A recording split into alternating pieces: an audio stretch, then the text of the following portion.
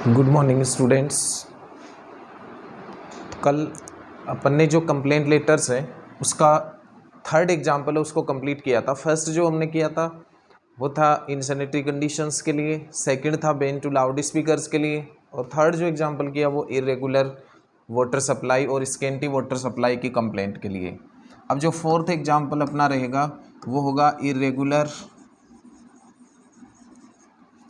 Power supply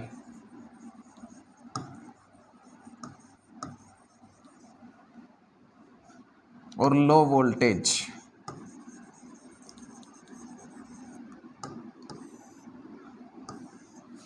देखिए दो चीज़ें हैं, इरेगुलर पावर सप्लाई मीन्स अनियमित बिजली वितरण और कम वोल्टेज, दोनों आपके प्रॉब्लम्स है। इन दो प्रॉब्लम्स को आप फेस कर रहे हो तो उसकी कंप्लेंट आप जो रिलेटेड ऑफिसर्स हैं उनको किस तरीके से लिखेंगे, ये अपना नेक्स्ट लेटर रहेगा। तो इसमें सबसे पहले आप अपने लेटर के फॉर्मेट से चलोगे तो आपको अपना एड्रेस लिखना होगा। जैसे आपने लिखा C22 किसान colony, गुढ़ागोड़ ji.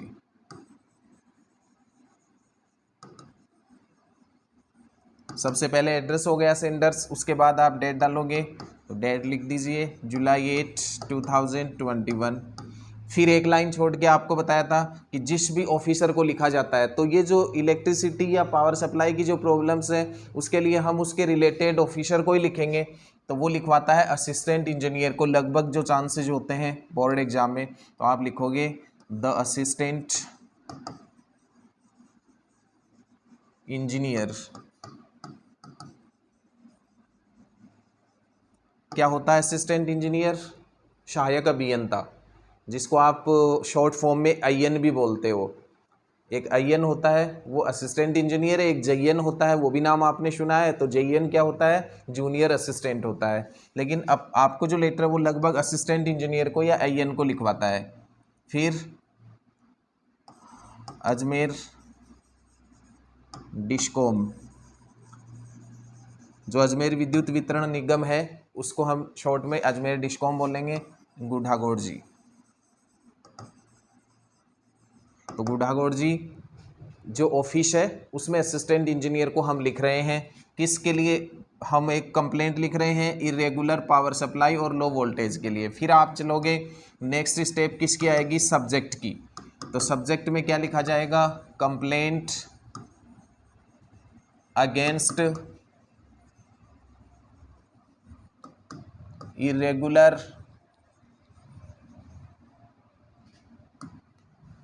Power supply and low voltage. तो complaint against irregular power supply and low voltage, इस पे लिखेंगे हम। अब उसके बाद में देखिए हम क्या करेंगे, सर या डियर सर से इसकी शुरुआत करेंगे। वो कैसे होगी?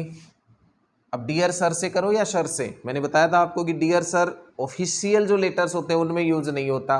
एडिटर को लिखेंगे या बिजनेस लिखेंगे उनमें डियर सर से शुरुआत होती है, इसमें केवल सर से शुरुआत होती है। तो सर, अब आपको कहा था कि इसकी फिक्स जो बिगिनिंग है वो किससे करोगे? I would like to draw. अब ये कोई फिक्स सेंटेंस कहीं लिखा हुआ नहीं है कि यही होगा, लेकिन अपन ने अपनी ओर से बनाया कि इससे बिगिन करोगे अच्छा लगेगा sentence. I would like to draw your kind notice towards irregular power supply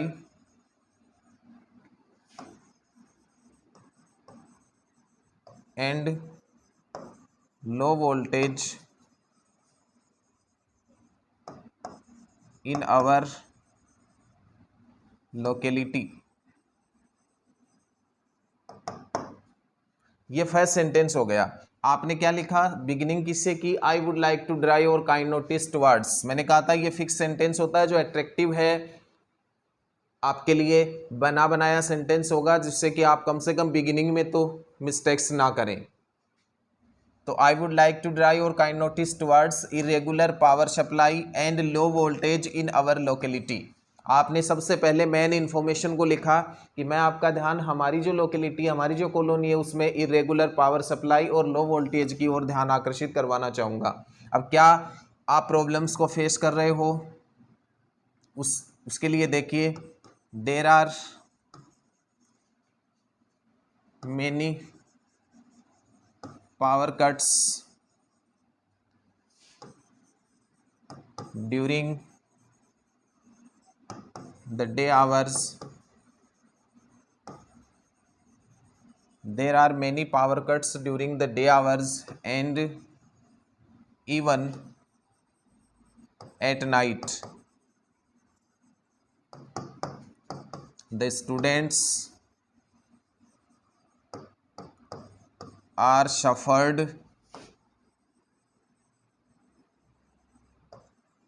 due to them.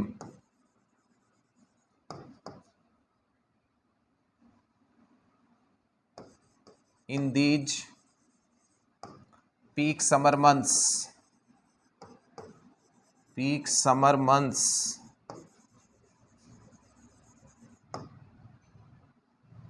the residents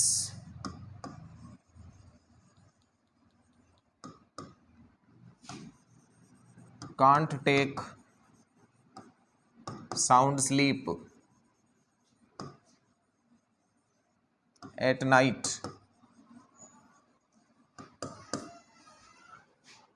अब देखिए, जो जिन प्रॉब्लम्स को आप फेस कर रहे हैं उनको डिस्क्राइब किया है कि there are many power cuts during the day hours and even at night. आपकी फर्स्ट प्रॉब्लम रही कि जो पावर कट्स हैं वो दिन के दौरान आते हैं और ऐसा रात को भी होता है। आप असिस्टेंट इंजीनियर, उसको फर्स्ट कंप्लेंट पॉइंट है वो ये लिखोगे। फिर लिखोगे the students are suffered due to them, उनके कारण स्टूडेंट्स हैं वो भी सफर्ड है। और in these peak summer months, ये जो गर्मी के, तेज गर्मी के महीने, पीक समर मंथ्स क्या होते हैं, तेज गर्मी के जो महीने होते हैं उनके लिए पीक यूज करेंगे हम वर्ड।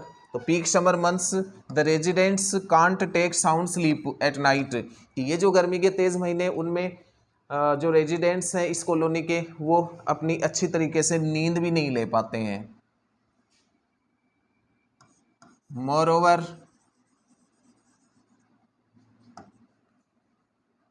Fluctuations,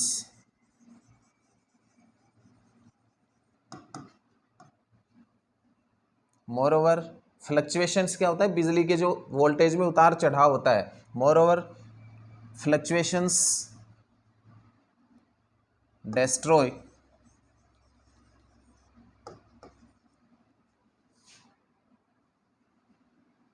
several equipments। और इससे भी ज़्यादा कहें तो जो फ्लक्चुएशंस आते हैं, जो बिजली में उतार चढ़ाव आते हैं वोल्टेज में, वो कई इक्विपमेंट्स हैं उनको भी जला देता है।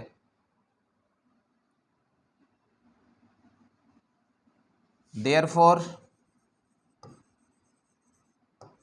I request you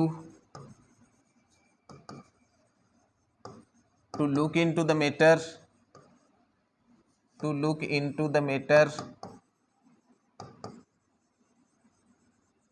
immediately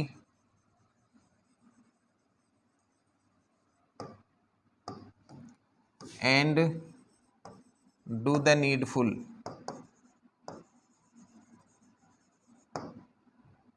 I shall be grateful to you for this act of kindness.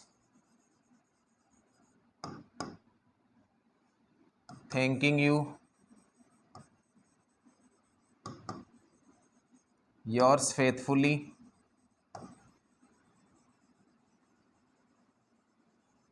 और लिखने वाले का नाम। ये जो क्लोजिंग पार्ट है सब में समान होता है, इसमें आपको कोई चेंजेस करने नहीं है, तो इसलिए ये एक क्लोजिंग पार्ट है जो सब में हमें लिखना ही है, वो आप लिखते आए हो हर लेटर में।